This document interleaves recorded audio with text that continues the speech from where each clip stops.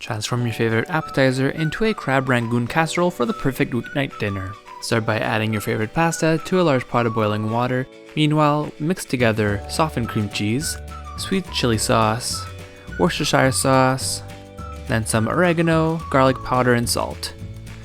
Mix everything until smooth. Then add in half of your shredded mozzarella cheese and all of the shredded imitation crab. Use a rubber spatula to mix everything until smooth and set aside. Drain your pasta and return it to the pot. Then add in your Alfredo sauce and the rest of the grated mozzarella cheese. Mix everything until combined and then transfer to a greased 9x13 baking tray. Take a spatula to flatten off the top and then use 2 large spoons to make mounds of Crab Rangoon filling on top of the pasta. Sprinkle the top with panko crumbs and then into the oven it goes until nice and golden brown. When ready, let it rest for 5 minutes, then garnish with some green onions and you're ready to enjoy. Find the full recipe at FrenchKissCook.com.